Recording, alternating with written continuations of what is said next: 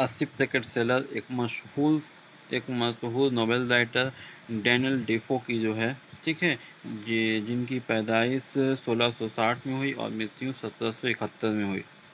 Daniel Dafoe जो है actually English के एक बहुत बड़े राइटर और जर्नलिस्ट रह चुके हैं, ठीक है। वो अपने नोवेल रॉबिन्सन क्रूसो के लिए फेमस हैं, ठीक है। और जो है ये आसिफ ज़ैकेट सेलर जो है वो भी उनके नोवेल रॉबिन्सन क्रूसो से ही निकाला गया है ना। रॉबिन्सन क्रूसो का एक पार्ट आप लोगों को आसिफ ज़ैकेट सेलर के नाम से पढ़ने के लिए दिया गया है। रॉबिन्सन क्रूसो का ये एक एडवेंचरस स्टोरी है, ठीक है, जिसमें जो है उनकी जहाज उनकी जहाज जो है तूफान में फंस जाती है और जो है जहाज का रैकेट हो जाता है, मतलब कि वो जहाज बर्बाद हो जाती है और वो एक डिस्मल आइलैंड में जा गिरते हैं। तो चलिए हम लोग कहानी को पढ़ते हैं। On September 30, 1659, I, Major Robinson Crusoe, being shipwrecked during a violent storm, came on shore on this dismal island. Robinson Crusoe जो है ये अपनी रॉबिन्सन क्रूसो जो है ये अपनी कहानी का जिक्र करते हैं। उन कहते हैं वो अपने एक एडवेंचर में गए थे तो उनके साथ कुछ हादसा हो गया, उसी का जिक्र करते हुए वो कहते हैं कि 30 सितंबर 1659 में बदनसीब रॉबिन्सन क्रूसो शिप रैकेट यानी जहाज के टूटने की वजह कर, है ना, ड्यूरिंग अ वायलेंट स्टॉर्म, जो जहाज टूटा कैसे, एक वायलेंट स्टॉर्म मतलब एक तूफान में उनका जहाज टूटा और वो एक हवलनाक आइलैंड के हवलनाक जजीरे के साहिल पर आ गिरे। I call it the island of despair, वो कहते हैं कि मैं इस आइलैंड को मायूसी जजीरा कहता हूँ ना। इस आइलैंड को वो आइलैंड ऑफ डिस्पेयर यानी मायूसी का जजीरा कहते हैं। I was almost dead and the rest of my ships company was ड्रॉन्ड, मैं लगभग मर चुका था, अब मेरे जितने भी साथी थे वो सब डूब चुके थे।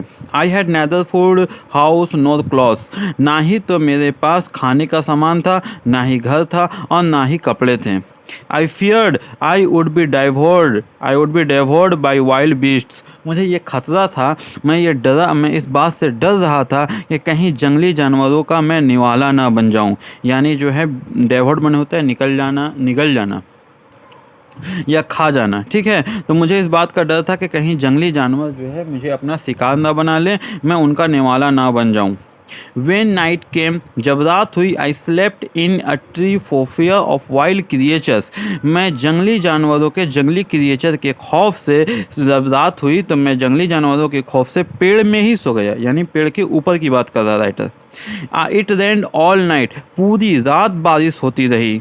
The rain continued through the next day with gust of wind, दूसरे दिन भी बारिश होती रही और दूसरे दिन जोरदार हवाओं के साथ बारिश हुई। Only a wreck of my ship was to be seen at low water, सिर्फ मुझे जहाज का एक टूटा हुआ हिस्सा दिखाई दिया, वो कम पानी पर। I swam to the wreck to rescue, मैं उसे बचाने के लिए चला गया, यानी मैं उस टूटे हुए हिस्सा को लाने के लिए चला गया। Secure for my survival some food and other provisions, अपने आप को बचाए रखने के लिए ताकि मैं उसमें से कुछ खाना या फिर कुछ और भी सामानें जो है इसे मुहैया कर सकूं, है ना, इसलिए मैं वो जो है टूटे हुए हिस्से को गया लाने के लिए। I was able to collect some wood, cable, string, a knife, nails and gun.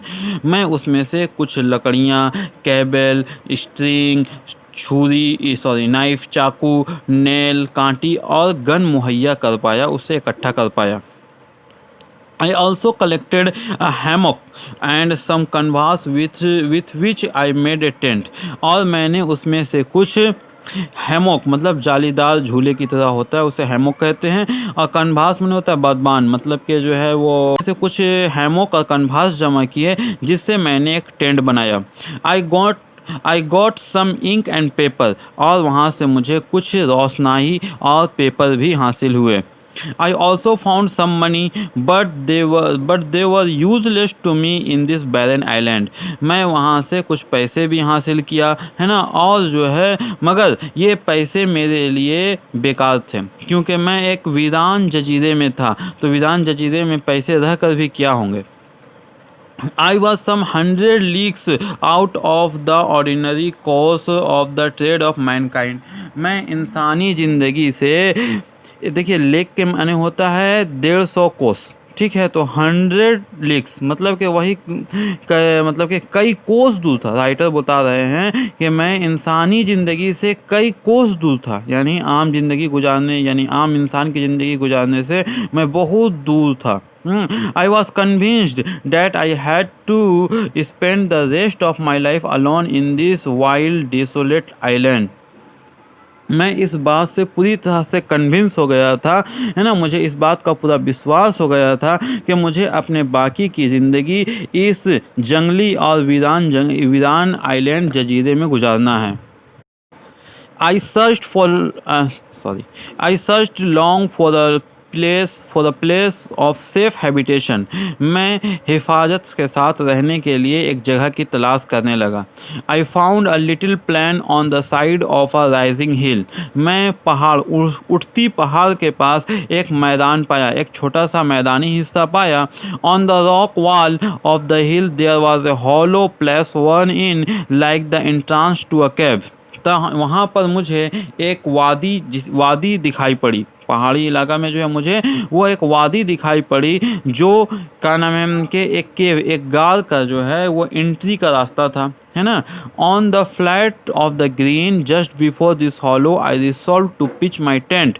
और उसी वादी पे जो चिपटी ज़मीन थी, जहाँ पर घास उगे हुए थे, हरी चिपटी ज़मीन थी, वहाँ पर मैंने अपना खेमा गाड़ दिया।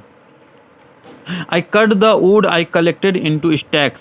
मैंने लकड़ी को छोटे छोटे हिस्से में बांट दिया। स्टैक मैंने छोटा छोटा हिस्सा, मतलब कि जो है I dropped them into the ground in a semi circle around my tent. और उसको मैं आधा सर्कल की तरह ग्राउंड में घेर दिया। The stake stood 6 inches apart from each other, ठीक है, और सारे स्टेक को, सारे खंबे को मैंने 6 इंच की दूरी पर खड़ा कर दिया। I put the cables I had rescued from the ship around the stakes in the manner of a fence. और मैंने केबल यानी रस्सी को जो है उसी स्टेक से, उसी खंबे से जो है बांध दिया, और मैंने इस तरह से एक घेराबंदी कर ली। I used a short ladder to go over the fence, है ना, और मैंने एक छोटी सी सीढ़ी बनाई ताकि मैं फेंस के ऊपर, घेरे हुए इलाके के ऊपर भी चढ़ सकूं। Once in, I withdrew the ladder after me so that I was completely fortified against the world outside.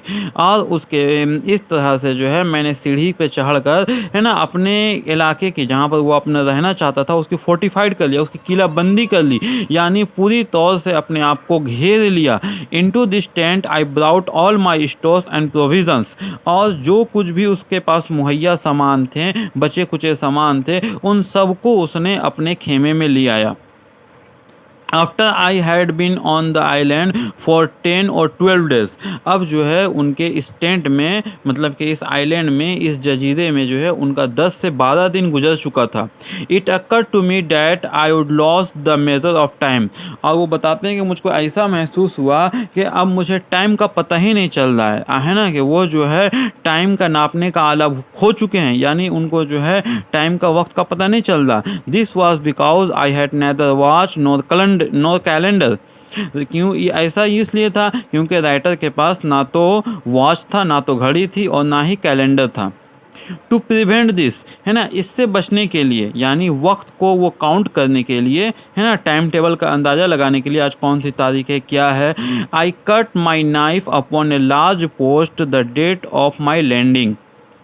मैंने एक बड़ा सा पोस्ट लिया, एक लकड़ी लिया, और उस पर जो है अपने लैंडिंग का डेट लिख दिया, यानी जिस दिन वो आइलैंड में उतरे थे उस दिन का डेट लिख दिया। आई पुट अ नोच with my knife for every day. और हर रोज़ उस पर जो है एक मतलब के दाग लगाता रहा, ठीक है। नोच मैंने जो है वो निशान लगाना, हर रोज़ एक निशान लगाता था। इससे मुझे हर रोज़ के डेट के बारे में पता चलता था कि आज कौन सा डेट है।